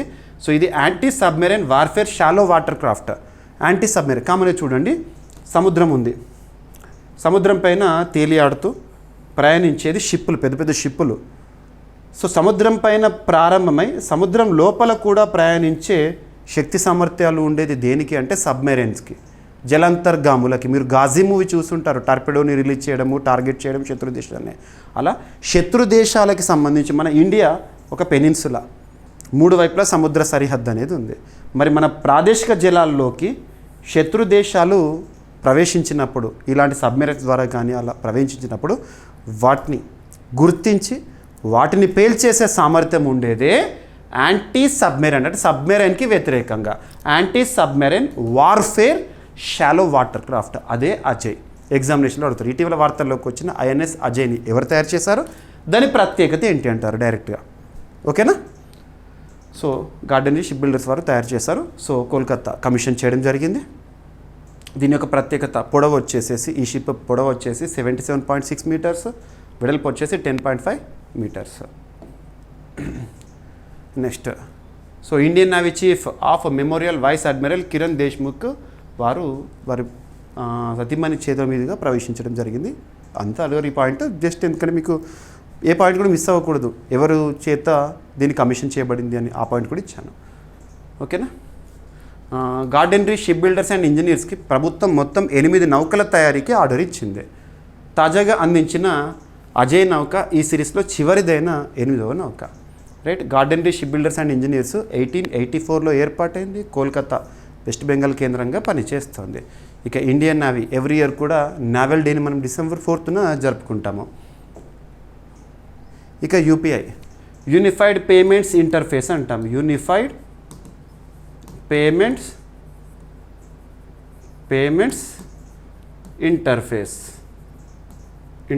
Unified payments interface. భారతదేశంలో డిజిటల్ రివల్యూషన్ని మనం చూస్తున్నాం. మన డిజిటల్ ఇన్ఫ్రాస్ట్రక్చర్ అద్భుతమైన పురోగతిని సాధిస్తుంది. ఒక మాటలో చెప్పాలంటే డిజిటల్ ఇండియా మనది. ఇప్పుడు ప్రపంచంలోని ప్రతి దేశం కూడా భారతదేశాన్ని చూసి నేర్చుకోవాలి. డిజిటల్ ఇన్ఫ్రాస్ట్రక్చర్కి భారత్ అద్భుతమైన ఉదాహరణ అని చెప్పేసేసి international monetary fund IMF, Washington DC కేంద్రంగా పనిచేస్తున్న ఐఎంఎఫ్ 2023 సంవత్సరం మార్చ్ 31 రోజున ఒక రిపోర్ట్ని రిలీజ్ చేసింది. దాదాపు 2 years బ్యాక్. అప్పుడే డిజిటల్ రివల్యూషన్ గురించి చెప్పారు. ఇంకా లాస్ట్ 2 yearsలో అయితే మనం డిజిటల్ ఇన్ఫ్రాస్ట్రక్చర్ రివల్యూషన్ని అద్భుతంగా చూస్తున్నాం. మరి అందులో ఉదాహరణ చూడండి ఎలా చెప్పచ్చు రివల్యూషన్ అని అంటే, ఒక టీ స్టాల్కి వెళ్ళి మనం టీ తాగిన తర్వాత డబ్బులు చెల్లిస్తాం కదా. ఒకప్పుడు 10 రూపీసా 5 రూపీసా చెల్లించేవాళ్ళం. ఇప్పుడు 1 రూపీ అయినా 2 రూపీస్ అయినా 5 రూపీస్ అయినా 10 రూపీస్ అయినా డైరెక్ట్ గూగుల్ పే చేసేస్తున్నాం, ఫోన్పే చేసేస్తున్నాం. అదంతా కూడా ఏ ప్లాట్ఫామ్ ద్వారా? UPI, unified payments interface. మరి యూపీఐని రెగ్యులేట్ చేస్తున్న ఒక బాడీ భారతదేశం లేదంటే national Payments Corporation of India. మరి ప్రపంచంలో ప్రస్తుతం ఈ యూపీఐ చెల్లింపుల విషయంలో భారత్ అద్భుతంగా ప్రయాణిస్తోందని చెప్పేసి ఐఎంఎఫ్ మళ్ళీ నిన్నటి రోజున ఒక రిపోర్ట్ రిలీజ్ చేసింది. ఆ గణాంకాలు ఏంటో చూద్దాము. అంతర్జాతీయ ద్రవ్యనిధి IMF, international monetary fund head quarter Washington DC. ఐఎంఎఫ్లో సభ్య దేశాల సంఖ్య 191. ఐఎంఎఫ్లో సభ్య దేశాల సంఖ్య 191. 191వ సభ్య దేశంగా 2024 అక్టోబర్ నెలలో లీచ్టెన్స్టైన్ సభ్యత్వాన్ని స్వీకరించింది. ఇలా గుర్తుపెట్టుకోండి, ఏదైనా పాయింట్ వచ్చినప్పుడు లింక్ చేసుకోవాలి. సో అంతర్జాతీయ ద్రవ్యనిధి మరియు ఎఫ్ఐఎస్ గ్లోబల్ సంయుక్తంగా రూపొందించిన ఫాస్ట్ పేమెంట్స్ రిపోర్ట్, ఒక నివేదిక. ఏదైనా ఒక నివేదిక గురించి చూస్తున్నప్పుడు ఆ నివేదిక పేరేంటి, ఎవరెవరు రిలీజ్ చేస్తారు, ఎవరు సంయుక్తంగా రిలీజ్ చేస్తారు, అది ఇంపార్టెంట్. సో అంతర్జాతీయ ద్రవ్యనిధి మరియు ఎఫ్ఐఎస్ గ్లోబల్ అనే ఒక సంస్థ సంయుక్తంగా ఫాస్ట్ పేమెంట్స్ రిపోర్ట్ 2025 రిలీజ్ చేసింది. దాని ప్రకారం భారత్ ఫాస్ట్ పేమెంట్స్ అంటే రియల్ టైం చెల్లింపులు, ఆన్లైన్ పేమెంట్స్ ప్రపంచంలోనే అగ్రగామిగా ఉందంట భారతదేశం. ఆన్లైన్ పేమెంట్స్లో ప్రస్తుతం లేదా రియల్ టైం పేమెంట్స్లో భారతదేశం వరల్డ్లో నెంబర్ 1 అని ఏ రిపోర్ట్ చెప్తుంది? ఈ రిపోర్ట్ ఎవరు రిలీజ్ చేస్తారు? అంతర్జాతీయ నివేదిక. ఓకేనా? ఇక్కడ చూడండి కొన్ని ఈ రిపోర్ట్లో గణాంకాలు. ప్రపంచంలో తొలి స్థానంలో భారత్ ఉంది. ఫాస్ట్ పేమెంట్ అడాప్షన్ స్కోర్ అనేది భారతదేశానికి 87.5 ఉందంట. దీంతో ప్రపంచంలో మొదటి స్థానంలో భారత్ నిలిచింది. బ్రెజిల్, సింగపూర్, యూకే, అమెరికా సహా మొత్తం 30 దేశాలు భారత్ అధిగమించింది. ఇక యూపీఐ లావాదేవీల స్థాయి, యూనిఫైడ్ పేమెంట్స్ ఇంటి ఫోన్పే, గూగుల్ పే చేస్తాం కదా అవి. సో యూపీఐ ద్వారా జూన్ 2025 రీసెంట్గా ముగిసిన మంత్లో 18.39 బిలియన్ లావాదేవీలు జరిగినాయి అంట భారతదేశంలో. రోజువారీ సగటున 640 మిలియన్లకు పైగా లావాదేవీలు యూపీఐ ద్వారా నిర్వహిస్తున్నారు. ఇవి లావాదేవీలు 18.39 బిలియన్ లావాదేవీలు. ఇక్కడ కరెన్సీ చెప్తలే నేను. దేశంలో 491 మిలియన్ల మంది వినియోగదారులు, 65 మిలియన్ల వర్తకులు మరియు 675 బ్యాంకులు యూపీఐ నెట్వర్క్లో భాగస్వాములుగా ఉన్నాయంట. ఇక లావాదేవీల వేగం, ఖర్చు ఎలా ఉంది? యూపీఐ లావాదేవీలు సగటున 5 సెకండ్ల లోపే పూర్తవుతున్నాయి. ప్రతి లావాదేవీకి దాదాపుగా 0 ఖర్చు మాత్రమే అవుతుంది, నియర్ జీరోనే.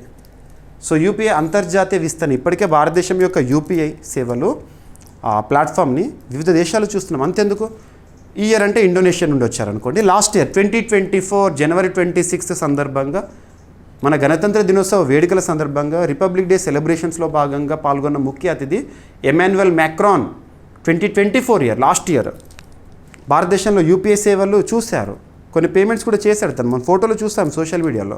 ఆ తర్వాత తను ఫ్రాన్స్కి వెళ్ళగానే ప్యారిస్ ఈఫిల్ టవర్ ఉంది కదా, ఆ సెంటర్లోనే యూపీఐ సేవలను ప్రారంభించారు అక్కడ. సో ఇలాంటివి మన భారతదేశం యొక్క టెక్నాలజీ ప్రస్తుతం విశ్వవ్యాప్తం అవుతుంది. ఓకేనా? ప్రస్తుతం యూపీఐ 7 దేశాల్లో అమల్లో ఉంది. ఆ దేశాల్లో ఫ్రాన్స్, యూఏఈ, సింగపూర్ వంటి ప్రముఖ దేశాలు ఉన్నాయి. అంటే ఇంత అడ్వాన్స్డ్ కంట్రీస్ కూడా మన యూపీఐ సేవల్ని పొందుతున్నాయి. టెక్నాలజీ. బ్రిక్స్ దేశాల ఇంటిగ్రేషన్. బ్రిక్స్ గ్రూప్లో యూపీఐని అంతర్జాతీయ సరిహద్దుల మధ్య చెల్లింపుల ప్రామాణిక విధానంగా భారత్ ప్రోత్సహిస్తుంది. మరి చూడాలి నెక్స్ట్ ఇయర్ ఏమవుతుందో. కారణం ఏంటంటే 18th బ్రిక్స్ 2026 ఇయర్, నెక్స్ట్ ఇయర్లో 18th బ్రిక్స్ శిఖరాగ్ర సదస్సుకి భారత్ ఆతిథ్యం ఇవ్వబోతుంది. భారత్ అధ్యక్షతను చూడాలి ఏమవుతుందో మరి. ఓకేనా? ఈ ఇయర్ ఏమో 17th bricks summit July 6th 7th రోజున బ్రెజిల్లోని రియో వేదికగా జరిగింది. బ్రెజిల్ అధ్యక్షతను 17th. ఓకేనా? ఇక యూనిఫైడ్ పేమెంట్స్ ఇంటర్ఫేస్ని National Payments Corporation of India అనేది అభివృద్ధి చేసింది. ఎన్పిఐ స్థాపన. National Payments Corporation of India 2008లో ఏర్పాటైంది. ప్రధాన కార్యాలయం ముంబై. ఇంటర్నేషనల్ మానిటరీ ఫండ్ 1945లో ఏర్పాటైంది. ప్రధాన కార్యాలయం వాషింగ్టన్ డీసీ, అమెరికా. ప్రస్తుతం ఐఎంఎఫ్ చీఫ్గా క్రిస్టినా జార్జివా గారు విధులు నిర్వర్తిస్తున్నారు. ఇవన్నీ స్టార్టింగ్, ఇప్పుడు ఇంపార్టెంట్. ఇక నెక్స్ట్ ఒక సెంటర్ని ఏర్పాటు చేస్తూ పీయూష్ గోయల్ గారు వార్తల్లోకి వచ్చారు. Cyber skill centre. సైబర్ అంటే ఏంటి? ప్రస్తుతం మనం చూస్తున్నాము భారతదేశంలో డిజిటల్ రెవల్యూషన్ చూస్తున్నాం. డిజిటల్ ఇన్ఫ్రాస్ట్రక్చర్ అనేది అద్భుతంగా పురోగతి సాధిస్తుంది. మరి ఇటువంటి పరిస్థితుల్లో ప్రతి ఒక్కటి కూడా మనం ఆన్లైన్ పైన ఆధారపడుతున్నప్పుడు ఆన్లైన్లో మోసాలు కూడా పెరుగుతాయి కదా. ఈ మధ్య చూడండి, మీరు వార్తాపత్రికల్లో లాస్ట్ 2 days నుండి లేదంటే సోషల్ మీడియాలో కూడా ఒక న్యూస్ సర్క్యులేట్ అవుతుంది. మీ మొబైల్ ఫోన్కి వాట్సాప్కి ఒక ఏపీకే లింక్ వస్తుంది అని చెప్పేసి ఆ ఏపీకే లింక్ని క్లిక్ చేసేస్తే మన బ్యాంక్ బ్యాలెన్స్ మొత్తం ఖాళీ అయిపోతుంది అని చాలా కనబడుతుంది. నిన్న ఈరోజు కూడా చూడండి, మీరు సోషల్ మీడియాలో ఏపీకే లింక్స్ వస్తే వెంటనే ఓపెన్ చేయకండి. అన్లెస్ అండ్ అంటిల్ మీకు తెలిసిన లేదా అఫీషియల్గా లేదా అథెంటిక్ సోర్స్ నుండి వచ్చిన ఏపీకే లింక్ అయితే మరి భరోసాతో ఓపెన్ చేస్తే తప్పితే అన్నోన్ పర్సన్స్ నుండి ఏదో గ్రూపులలో వచ్చిన ఏపీకే లింకులను ఎట్టి పరిస్థితులను ఓపెన్ చేయకండి దయచేసి. ఎందుకంటే తర్వాత మనం మోసపోవచ్చు. ఓకేనా? సో అలా సైబర్ దాడులు జరుగుతున్నాయి, దానికి సంబంధించి అడ్డుకట్ట వేసేందుకు సైబర్ సెక్యూరిటీలో భాగంగా సో సైబర్ స్కిల్ సెంటర్ని ముంబైలో ప్రారంభించారు. భారత లేదా ministry of commerce and industries, కేంద్ర వాణిజ్య వ్యవహారాల మంత్రిత్వ శాఖకి మంత్రి ఉన్నారు పీయూష్ గోయల్ గారు. కేంద్ర మంత్రి ముంబైలోని కాందివలిలో సైబర్ స్కిల్ సెంటర్ని ప్రారంభించారు నిన్నటి రోజున. యువతలో సైబర్ భద్రతా నైపుణ్యాలను అభివృద్ధి చేయడము ఈ కేంద్రం యొక్క లక్ష్యము. ప్రధానమంత్రి కౌశల్ వికాస్ యోజన కింద ఇది ఏర్పాటైంది. కౌశల్ వికాస్ యోజన అంటే నైపుణ్యాభివృద్ధి కోసం. ఓకేనా? సో ఎంతటే ఉద్దేశం ఏంటంటారా? ఇటీవల సైబర్ స్కిల్ సెంటర్ ముంబైలో ఏర్పాటు చేసి ప్రారంభించారు కదా, దాని యొక్క ఉద్దేశం ఏంటి అంటారు? యూత్లో సైబర్ భద్రతా నైపుణ్యాలను అభివృద్ధి చేయడము. భారత యువతకు ఆధునిక పరిశ్రమ అవసరాలకు అనుగుణమైన డిజిటల్ నైపుణ్యాలను అందించడము, దేశంలో పెరుగుతున్న సైబర్ భద్రతా నైపుణ్యాల లోటును పూడ్చడము. ప్రారంభించిన మంత్రిత్వ శాఖ వాణిజ్య పరిశ్రమల మంత్రిత్వ శాఖ. మరి సహకారం అందిస్తున్న భాగస్వామ్య సంస్థలు ఏంటంటే data security council of India. ఓకేనా? అండ్ నెక్స్ట్ వచ్చేసేసి కిండ్రిల్ ఫౌండేషన్. ప్రధాన విశేషాలు: ఏడాదికి 1000 మందికి శిక్షణ. సైబర్ స్కిల్ అభివృద్ధి విషయంలో మహిళలకు ప్రాధాన్యత. అండ్ కౌశల్ వికాస్ యోజనకు అనుగుణంగా శిక్షణ కార్యక్రమాలు, ప్రత్యక్ష సైబర్ అటాక్ సిమ్యులేషన్స్, అత్యాధునిక సైబర్ రేంజ్ పరిశ్రమకు సంబంధించిన పాఠ్య ప్రణాళికను రూపొందిస్తారు. పట్టణ ప్రాంతాలైన ఉత్తర ముంబై వంటి నగరాలు దీని ప్రధాన కార్యాచరణ జరుగుతుందంట. ఇక ప్రధానమంత్రి కౌశల్ వికాస్ యోజన ఏ సంవత్సరంలో ప్రారంభమైంది? 2015లో. రైట్, సరిపోతుంది. కోడెక్స్ అలిమెంటేరియస్ అనే అంశం వార్తల్లోకి వచ్చింది. కోడెక్స్ అలిమెంటేరియస్ ఇటీవల ఒక సదస్సు జరుగుతోంది. ఆ సదస్సులో భారతదేశానికి సంబంధించి చిరుధాన్యాల విషయంలో ప్రశంస అనేది వార్తల్లోకి వచ్చింది. మనందరికీ తెలుసు 2023 ఇయర్ని ఇంటర్నేషనల్ ఇయర్ ఆఫ్ మిల్లెట్స్గా ఐక్యరాజ్య సమితి ప్రకటించింది. భారత్, మిల్లెట్స్ అంటేనే భారత్, శ్రీ అన్న. ఓకేనా? సో ఇక్కడ చూడండి, Codex Alimentarius international food standards.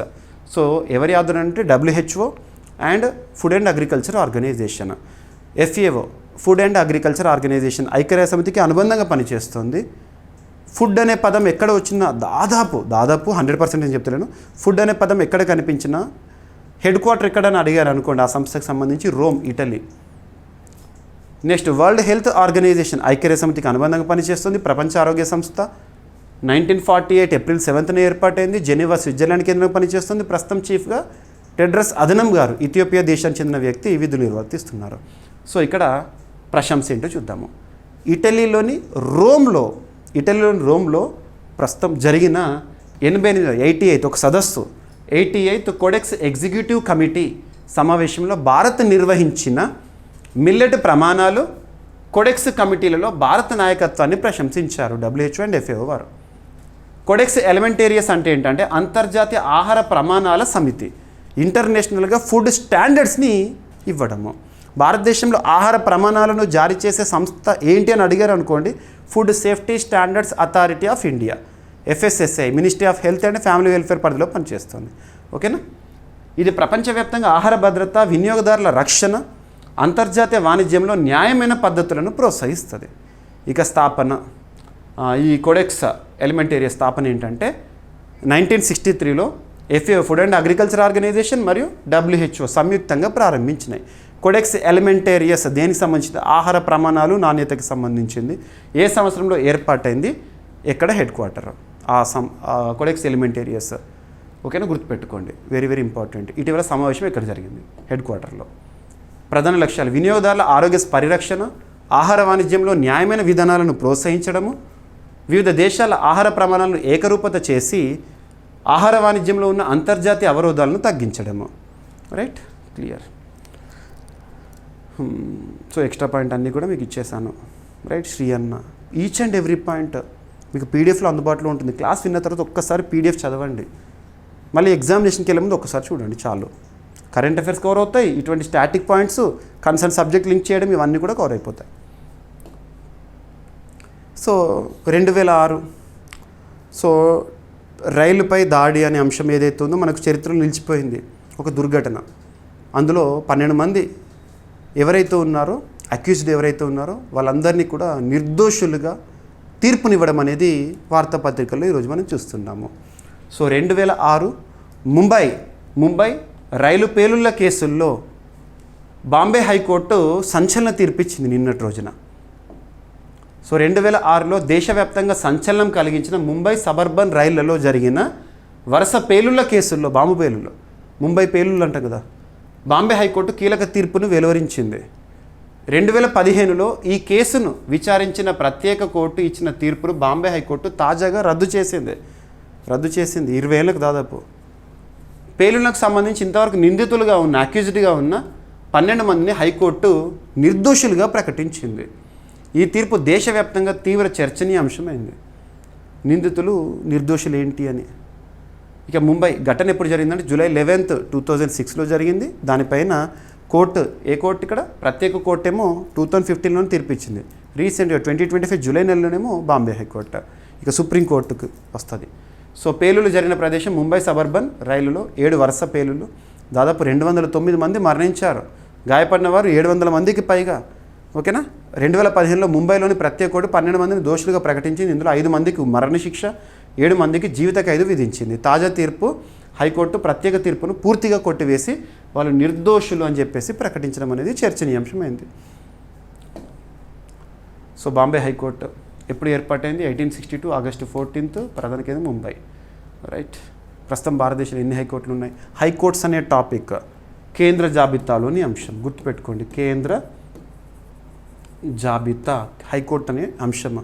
మీకు article 246 union list, state list, concurrent list ఉంటుంది కదా, అందులో హైకోర్టు అనే టాపిక్ కేంద్ర జాబితాలోకి వస్తుంది, యూనియన్ లిస్టులోకి వస్తుంది. రాష్ట్రంలోనే అత్యున్నత న్యాయస్థానమే కానీ కేంద్ర జాబితాలోకి వస్తుంది. ఇటీవల ఆర్టికల్ 217, 219 ఇవన్నీ చూసాం రీసెంట్గా. హైకోర్టులకి ప్రధాన న్యాయమూర్తులు నియామకం అన్నప్పుడు ఆ కాన్సెప్ట్ చూడండి, లాస్ట్ 2 days బ్యాకే మీకు చెప్పాను. ఇక పర్యావరణ సంక్షోభ పరిస్థితులతో కొన్ని వార్తల్లోకి వచ్చినాయి, కొన్ని తవ్వకాల్లో బయటపడుతూ వార్తల్లోకి వచ్చినాయి, అవి ఏంటో చూద్దాము. సో గుర్యుల్ రవీన్ ఫాజిల్ ప్రదేశం, గుర్యుల్ రవీన్ ఫాజిల్ సైట్ అనేది రీసెంట్ వార్తల్లోకి వచ్చింది. ఎక్కడ ఉంది? జమ్మూ కాశ్మీర్. ఎందుకు వార్తల్లోకి వచ్చింది? సంక్షోభ పరిస్థితితో వార్తల్లోకి వచ్చింది, పర్యావరణ సంక్షోభ పరిస్థితులతో. దీని ప్రత్యేకత ఏంటి చూస్తే సరిపోతుంది. సో భారతీయ భూగర్భ సర్వేక్షణ సంస్థ కాశ్మీర్లోని గుర్యుల్ రవీన్ అనే ఫాజిల్ ప్రదేశానికి తీవ్రమైన ముప్పు ఉందని హెచ్చరించింది. పర్యావరణ పరంగా గుర్యుల్ రవీన్ ఒక భూగర్భ శిలాజ ప్రదేశము, ఫాజిల్స్ ఉండే ప్రదేశము. సుమారు 260 మిలియన్ సంవత్సరాల క్రితం ఏర్పడిన ఈ ప్రదేశము భూమిపై జరిగిన అతిపెద్ద జంతుజాలం అవతరించి అంతరించిపోయింది చాలా వరకు. దానికి సంబంధించిన మాస్ ఎక్స్టింక్షన్ అయిన ఒక ప్రాంతం అది. సో అది ఇప్పుడు సంక్షోభ పరిస్థితిలో ఉందని జిఎస్ఐ వారు రీసెంట్గా ప్రకటించడం జరిగింది. మరి ఈ ప్రదేశం ఇటీవల వార్తల్లోకి వచ్చిన గుర్యుల్ రవీన్ ఫాజిల్ ప్లేస్ అనేది ఎక్కడ ఉంది అంటే జమ్మూ కాశ్మీర్లో ఉంది. గుర్తుంచుకోండి, శ్రీనగర్ శివారు ప్రాంతమైన కొల్మో అనే ఒక ప్రాంతంలో ఉంది. రైట్, సరిపోతుంది. ఇవన్నీ కూడా మీకు హిస్టరీకి సంబంధించి కొన్ని డెఫినేషన్స్ ఇచ్చాను. ఓకేనా. సో జిఎస్ఐ సంస్థ ఎప్పుడు ఏర్పడిందంటే 1851లో ఏర్పాటైంది, కోల్కతా కేంద్రంగా పనిచేస్తుంది. భూమి చరిత్రలో ఇప్పటివరకు 5 ముఖ్యమైన మాస్ ఎక్స్టింక్షన్, అంతరించిపోవడాలు 5 జరిగినాయంట. వాటిలో పెర్మియన్, ట్రయాసిక్ అంతరించిన ఘటన అత్యంత భారీదిగా పరిగణిస్తారు. మరి 2022లో ఈ ప్రాంతం ఏదైతే ఉందో ఇప్పుడు మనం ఇక్కడ చూపిస్తున్న ఈ గుర్యుల్ రవీన్ అనే ప్రాంతం ఉంది కదా, దీన్ని యునెస్కో 2022లో టెంటేటివ్ లిస్ట్లో చోటిచ్చింది. టెంటేటివ్ జాబితా యునెస్కో టెంటేటివ్ లిస్టు గురించి ఇటీవల మనం చూసాము. ఇప్పటివరకు ఆ జాబితాలో భారతదేశం నుండి 63 చోటు పొందినాయి. గుర్తుపెట్టుకుని అందులో 2022లోనే యునెస్కో ఈ అంశాన్ని చేర్చిందంట, గురియల్ రవేని. అండ్ మరుంగూర్ పురావస్తు తవ్వకాలు అనేవి, మాస ఎక్స్కవేషన్ అనేవి రీసెంట్గా వార్తల్లోకి వచ్చింది. సో ఎక్స్కవేషన్స్ చరిత్రకు సంబంధించి కూడా అప్డేట్స్ మనం చూస్తూ ఉంటాము. ఏదైనా తవ్వకాల్లో బయటపడిన ఆనవాళ్ళ గురించి కానివ్వండి చూడాలి. ఇది తమిళనాడు రాష్ట్రానికి సంబంధించి. తమిళనాడు రాష్ట్ర పురావస్తు శాఖ కడలూరు జిల్లాలోని మరుంగూరు వద్ద పురావస్తు తవ్వకాలను పూర్తి చేసింది. ఈ తవ్వకాల్లో ఇనుపయుగం నుంచి ఎర్లీ హిస్టారిక్ పీరియడ్ వరకు చెందిన నివాస ప్రాంతాలు, సమాధులు బయటపడ్డాయంట. మల్టీ డిసిప్లినరీ పురావస్తు తవ్వకం ఇది. సో మరుంగూర్ ఎక్స్కవేషన్, మరుంగూర్ తమిళనాడు రాష్ట్ర పురావస్తు శాఖ ఆధ్వర్యంలో నిర్వహించారు. ప్రాచీన మానవ నివాసాలు, వారి సమాధి వ్యవస్థలను అధ్యయనం చేయడం ఈ తవ్వకం ప్రధాన ఉద్దేశము. ఇటీవల వార్తల్లోకి వచ్చిన మరుంగూర్ పురావస్తు తవ్వకాలు ఏ రాష్ట్రంలో జరుగుతున్నాయి? మరుంగూర్ ఎక్స్కవేషన్ అంటే తమిళనాడు రాష్ట్రం సరిపోతుంది. రైట్. సో ప్రధాన పరిశోధన ఫలితాలు, ఇక్కడ బయటపడిన వస్తువులు, నివాస నిర్మాణాలు, సమాధుల ద్వారా ప్రాచీన కాలంలో ప్రజల జీవన విధానము, సమాజ వ్యవస్థ, ఆచరణను అర్థం చేసుకునే అవకాశం అనేది ఏర్పడిందంట.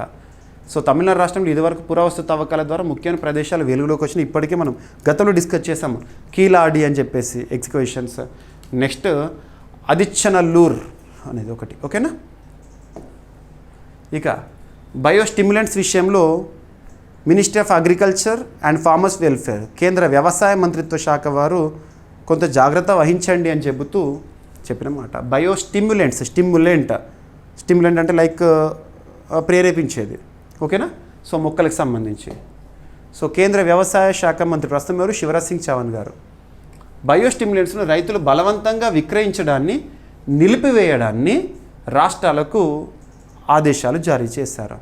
వీటి ప్రభావం నాణ్యతలో లోపాలు, నియంత్రణ ఉల్లంఘనలపై ఎక్కువగా ఫిర్యాదులు రావడంతో కేంద్రం చర్యలు చేపట్టింది బయోస్టిమ్యులెంట్స్ విషయంలో. 1985లోని ఫెర్టిలైజర్ కంట్రోల్ ఆర్డర్ ద్వారా వీటి నియంత్రణకు ప్రత్యేక నిబంధనలు రూపొందిస్తున్నారు. బయోస్టిమ్యులెంట్స్ని ఉపయోగించడం, రైతులు ఉపయోగించడం విషయంలో. బయోస్టిమ్యులెంట్స్ అంటే ఏంటంటే ఇవి ప్రత్యేక రసాయనాలు లేదా సూక్ష్మజీవులు. ఇవి మొక్కలు లేదా నేలపై వాడినప్పుడు పోషకాల గ్రహణ శక్తి, మొక్కల పెరుగుదల, దిగుబడి, వాతావరణ ఒత్తిడి తట్టుకునే సామర్థ్యాన్ని పెంచుతాయి. ఇవి ఎరువులు లేదా పురుగు మందుల వర్గానికి చెందినవి కాదు. ఓకేనా. ఇవి పోషకాలు కావు. ఎరువుల వల్ల మొక్కలకు పోషకాలుగా కాకుండా మొక్కలోని జీవక్రియలను ఉత్తేజపరుస్తాయి. ఎక్కువగా మొక్కల అవశేషాలు, సముద్రపు కలుపు, సూక్ష్మజీవుల నుండి వీటిని తయారు చేస్తారు. ఓకేనా. సో పురుగు మందులకు ప్రత్యామ్నాయం కూడా కాదంట. రైట్. బయోస్టిమ్యులెంట్స్ సంబంధించి. ఇక సైటీబీ స్కిన్ టెస్ట్ సంబంధిత అంశంతో ఇటీవల ఏ రాష్ట్రం వార్తల్లోకి వచ్చిందంటే కేరళ తరచూ వార్తల్లోకి వస్తుంది ఇటీవల కాలంలో.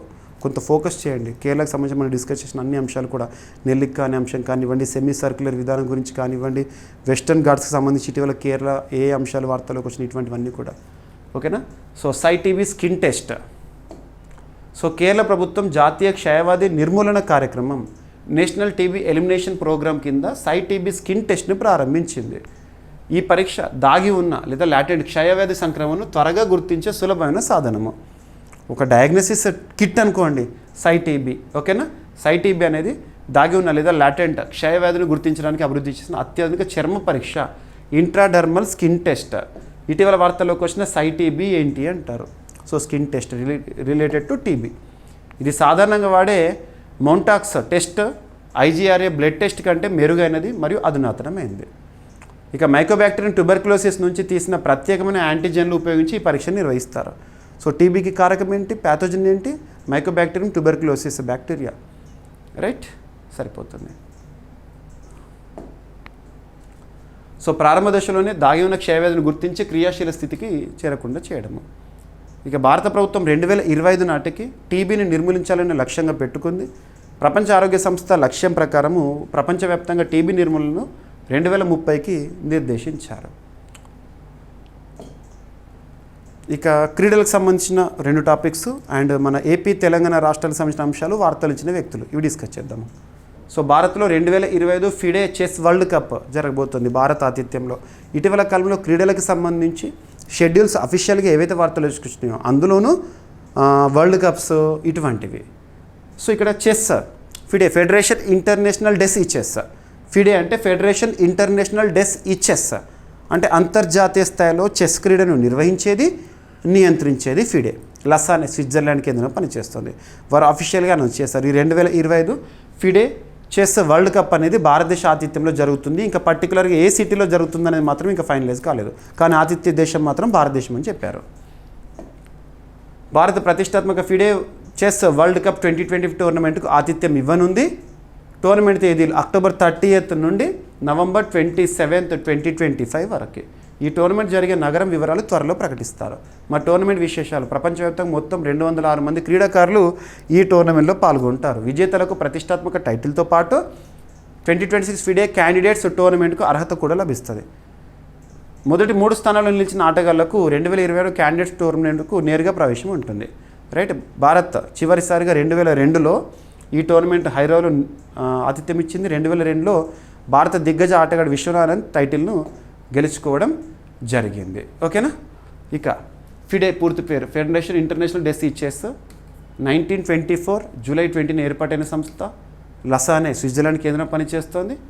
రైట్. సో భారతదేశం నుండి ప్రముఖ చెస్ క్రీడాకారులు: విశ్వనాథన్ 5 సార్లు ప్రపంచ చెస్ ఛాంపియన్, కోనేరు హంపి మహిళల ప్రపంచ ర్యాష్ chess champion, D Gukesh, Praggnanandhaa, Arjun Erigaisi, Nihal వీళ్ళు ఏంటంటే ప్రస్తుతము మన యువ గ్రాండ్ మాస్టర్స్. భారతదేశంలో చెస్ పుట్టిన ప్రాచీన క్రీడ. భారత్లో దీన్ని మొదట చతురంగా అని పిలిచేవారు. 2022లో చెన్నై 44th చెస్ ఒలింపియాడ్కు ఆతిథ్యం ఇచ్చింది. అప్పుడు భారత్ గెలుచుకుంది. రైట్. ప్రతి సంవత్సరం జూలై 20ని చెస్ దినోత్సవంగా జరుపుకుంటాం వరల్డ్ లెవెల్లో. ఇక క్రీడలకు సంబంధించి ఒక గుర్తింపు ఇంగ్లాండ్లో. సో టీమిండియా దిగ్గజం ఫరూక్ ఇంజనీర్కు అరుదైన గుర్తింపు ఇచ్చింది ఇంగ్లాండ్ బోర్డు. ఒక అంశం: భారత క్రికెట్ దిగ్గజం ఫరూక్ ఇంజనీర్ పేరిట మాంచెస్టర్లోని ప్రసిద్ధ ఓల్డ్ ట్రాఫర్డ్ స్టేడియంలో ఓ స్టాండ్కు పేరు పెట్టనున్నారు. ఓ స్టాండ్ అంటే స్టేడియంలో ఒక్కొక్క స్టాండ్ ఉంటుంది. ఉదాహరణకు మనం వాంకడే స్టేడియం పోయినా అనుకోండి, సునీల్ గవాస్కర్ స్టాండ్ అని, సచిన్ టెండూల్కర్ స్టాండ్ అని, రీసెంట్గా రోహిత్ శర్మ స్టాండ్ అని, ఇటువంటివి ఉంటాయి కదా. ఒక స్టాండ్కు పేరు పెట్టారు ఫరూక్ ఇంజనీర్. ఏ స్టేడియం, ఏ గ్రౌండ్లో అని అడుగుతారు, గుర్తుంచుకోండి. ఇంగ్లాండ్లోని Manchester. So Lancashire county cricket club ఈ నిర్ణయాన్ని జూలై 21 నిన్నటి రోజున అధికారికంగా ప్రకటించింది. సో ఫరూక్ మనెక్షా ఇంజనీర్ తన పేరు.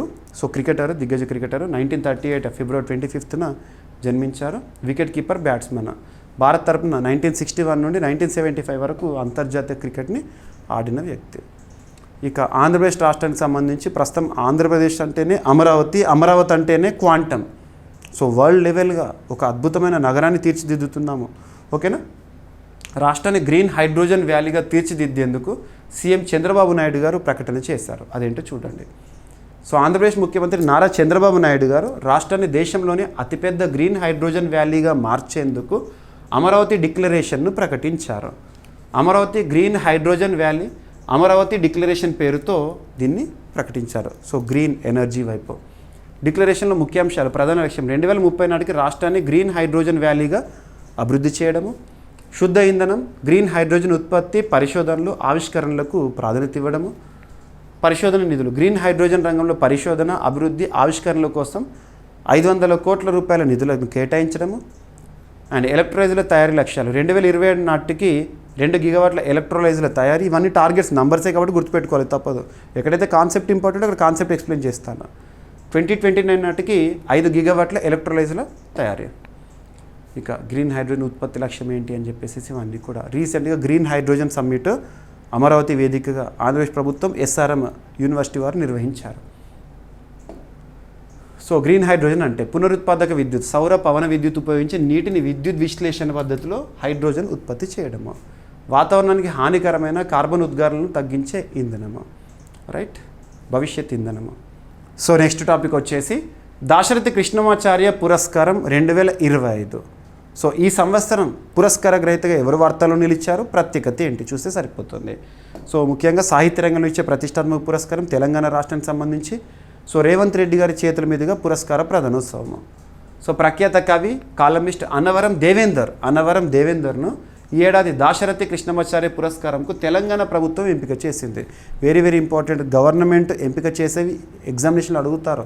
రీసెంట్గా గద్దర్ అవార్డ్స్ గురించి క్వశ్చన్స్ లేకుండా క్వశ్చన్ పేపర్ ఉండదు. అండ్ ప్రతి ఏటా మనం చూసే కాళోజీ పురస్కారాలు కానివ్వండి, so and at the same time Dasarathi Krishnamacharya పురస్కారం కానివ్వండి. సో అన్నవరం దేవేందర్ గారు తను హుస్నాబాద్ మండలం సిద్దిపేట జిల్లాకు చెందిన వ్యక్తి. వృత్తి పంచాయతీరాజ్ శాఖలో ఉద్యోగం, రచయిత, కాలమిస్ట్. సో ఎంపిక తెలంగాణ భాషా సౌందర్యంతో తెలంగాణ పదాలతో రచనలు చేస్తూ తనకంటూ ప్రత్యేకం. అన్నవరం దేవేందర్ చాలా ప్రముఖ రచయిత. ఓకేనా. సో ఇక ఇందులో భాగంగా నగదు పురస్కారం 1,01,116 రూపాయలు ఇస్తారు. శాలువా ప్రత్యేక జ్ఞాపికతో సత్కారము. సో దాశరథి కృష్ణమాచార్య తెలంగాణ చరిత్రలో ఒక అద్భుత కవిగా నిలిచిపోయారు మనం. సో ప్రముఖ తెలంగాణ కవి రచయిత. జూలై 22, 1925లో తను వరంగల్ జిల్లాలో జన్మించారు. తెలంగాణ వీరుడా, వెన్నంటే రావా వంటి కవితలతో ప్రత్యేక గుర్తింపు. ఇక దాశరథి కృష్ణమాచార్య పురస్కారాన్ని 2015 సంవత్సరం నుంచి ప్రతి ఏటా జూలై నెలలో తన బర్త్ యానివర్సరీ సందర్భంగా ప్రకటిస్తారు. ఓకే. ఏదైనా పురస్కారం గురించి చూసినప్పుడు ఎప్పుడు ప్రారంభించారు, ఇయర్ ఆఫ్ ఇన్స్టిట్యూషన్ ఎందుకు ఇస్తారు, ఆ పురస్కారంలో భాగంగా ఎంత ప్రైజ్ మనీ, ఇటువంటివి చూడాలి. గతంలో నందిని సిద్ధారెడ్డి గారు కానివ్వండి, జూలూరు గౌరీశంకర్ గారు కానివ్వండి, గుడిపాటి, రాచపాలెం చంద్రశేఖర్ రెడ్డి తదితర ప్రముఖులు గెలుపొందడం జరిగింది. ఇక కేరళ మాజీ సీఎం విఎస్ అచ్యుతానందన్ గారు మరణిస్తూ వార్తల్లోకి వచ్చారు. 2006 నుండి 11 వరకు కేరళ రాష్ట్ర చరిత్రలో ఒక సీఎంగా గుర్తింపు పొందిన ఒక కమ్యూనిస్ట్. సో శతాధిక వృద్ధుడు రీసెంట్గా అనారోగ్య, వృద్ధాప్య సమస్యల కారణంగా మరణిస్తూ వార్తల్లోకి వచ్చారు. సో కేరళ మాజీ ముఖ్యమంత్రి, కమ్యూనిస్ట్ సీనియర్ నేత విఎస్ అచ్యుతానందన్ గారు నిన్నటి రోజున జూలై 21, 2025 రోజున మరణిస్తూ వార్తల్లోకి వచ్చారు. ఓకేనా. అండ్ నెక్స్ట్ వచ్చేసేసి తనకి సంబంధించి మనం అబ్జర్వ్ చేస్తే సిపిఎం పార్టీకి అత్యంత సీనియర్ నాయకుల్లో ఒకరిగా సేవలు అందించిన వ్యక్తి. 2006 to 2011 మధ్య కేరళ రాష్ట్ర ముఖ్యమంత్రిగా కూడా విధులు నిర్వర్తించారు. కేరళలో ఒక కమ్యూనిస్ట్గా గుర్తింపు పొందిన వ్యక్తి. ఇక అటల్ ఇన్నోవేషన్ మిషన్ కొత్త మిషన్ డైరెక్టర్గా దీపక్ బాగ్లా గారు నియమితులవుతూ వార్తల్లోకి వచ్చారు. డైరెక్టర్ అటల్ ఇన్నోవేషన్ మిషన్ కొత్త డైరెక్టర్ ఎవరైనా అడుగుతారు. నీతి ఆయోగ్ పరిధిలో, నీతి Aayog national institution for transforming India పరిధిలో అటల్ ఇన్నోవేషన్ మిషన్కి సంబంధించిన ఒక నియామకం. సో నీతి ఆయోగ్ పరిధిలోని అటల్ ఇన్నోవేషన్ మిషన్ కొత్త మిషన్ డైరెక్టర్గా దీపక్ బాగ్లా గారు నియమితులయ్యారు. రైట్, సరిపోతుంది. డైరెక్ట్ సింగిల్ లైన్లో గుర్తుపెట్టుకోండి. అటల్ ఇన్నోవేషన్ మిషన్ 2016లో ఏర్పాటైంది. నీతి ఆయోగ్ నిర్వహణ సంస్థ. నీతి ఆయోగ్ 2015 జనవరి 1 నుండి అమల్లోకి వచ్చింది. అప్పటి వరకు పనిచేసిన ప్రణాళిక సంఘం స్థానంలో నీతి ఆయోగ్కి ఎక్స్ అఫిషియో చైర్పర్సన్గా ప్రధానమంత్రి గారు ఉంటారు. వైస్ చైర్పర్సన్గా ప్రస్తుతం సుమన్ బెర్రీ గారు ఉన్నారు. సిఇఓగా బీవీఆర్ సుబ్రహ్మణ్యం గారు విధులు నిర్వర్తిస్తున్నారు. రైట్. సో అసలు అటల్ ఇన్నోవేషన్ మిషన్ యొక్క లక్ష్యం ఏంటంటే దేశంలో ఆవిష్కరణలు, స్టార్టప్లను ప్రోత్సహించడం, యువతలో సృజనాత్మక ఆలోచనను పెంపొందించడం అనేది ఉద్దేశము. ఇక ఈరోజు ప్రశ్న ప్రతి ఒక్కరు సమాధానం ఇవ్వండి. ఆల్రెడీ లాస్ట్ క్లాస్లో ఈ టాపిక్ని మనం డిస్కస్ చేశాము.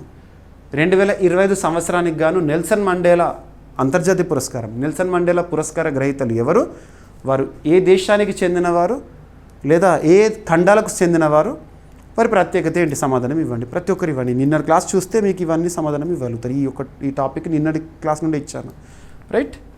ఇక ఈరోజు టాపిక్స్ని క్విక్ రివిజన్ చేస్తే, సో ఫస్ట్ టాపిక్ వచ్చేసి ఉపరాష్ట్రపతి జగదీప్ ధన్కర్ గారు రాజీనామా చేస్తూ వార్తల్లోకి వచ్చారు. ప్రతి పోలింగ్ కేంద్రంలో 1200 కంటే తక్కువ ఓటర్లు అని చెప్పేసి బీహార్ రికార్డుతో వార్తల్లోకి వచ్చింది. అండ్ నిసార్ జిఎస్ఎల్వి F-16 ప్రయోగము జూలై 30 ఈ మంత్ ఎండింగ్లో. అండ్ ఐఎన్ఎస్ అజయ్ యుద్ధ నౌక రీసెంట్గా కమిషన్ చేయబడుతూ వార్తల్లోకి వచ్చింది. అండ్ యూపీఐ విషయంలో ప్రస్తుతం ప్రపంచంలో భారత్ అద్భుత పురోగతి అని చెప్పేసి IMF ఇచ్చిన నివేదిక. అండ్ యువతకి సైబర్ నైపుణ్య అభివృద్ధికి సంబంధించిన అంశము సైబర్ స్కిల్ సెంటర్ ఏర్పాటు ముంబైలో. అండ్ కోడెక్స్ ఎలిమెంటేరియస్ దేనికి సంబంధించింది, ఫుడ్కి సంబంధించింది. ఇటీవల సమావేశం ఎక్కడ జరిగింది, రోమ్లో. అండ్ అందులో భారత్కి దక్కిన ప్రశంస. సో 2006 ముంబై రైలు పేలుల కేసుల్లో బాంబే హైకోర్టు ఇచ్చిన సంచలన తీర్పు ఏంటి. అండ్ గురియల్ రావెన్ ఫాజిల్ ప్రదేశం ఇటీవల పర్యావరణ సంక్షోభంతో వార్తల్లోకి వచ్చింది. అండ్ మరంగూర్ పురావస్తు తవ్వకాలు ఏ రాష్ట్రంలో జరుగుతున్నాయంటే తమిళనాడు. అండ్ బయోస్టిమ్యులెంట్స్ విషయంలో కేంద్ర వ్యవసాయ శాఖ మంత్రి వారు ఇచ్చిన ఆదేశాలు. అండ్ టీబీ స్కిన్ టెస్ట్ ఇటీవల కేరళ రాష్ట్రము టీబీ డయాగ్నోసిస్ సంబంధించి ప్రత్యేక చొరవ. అండ్ భారత్లో 2025 ఫిడే చెస్ వరల్డ్ కప్ జరగబోతోంది, నగరాల ఎంపిక జరగబోతోంది. అండ్ టీమిండియా దిగ్గజం ఫరూక్ ఇంజనీర్కి ఇంగ్లాండ్లో దక్కిన గౌరవం, ఒక స్టాండ్కి తన పేరు. అండ్ ఆంధ్రప్రదేశ్ రాష్ట్రాన్ని గ్రీన్ హైడ్రోజన్ వ్యాలీగా తీర్చిదిద్దేందుకు సీఎం చంద్రబాబు గారి ప్రకటన.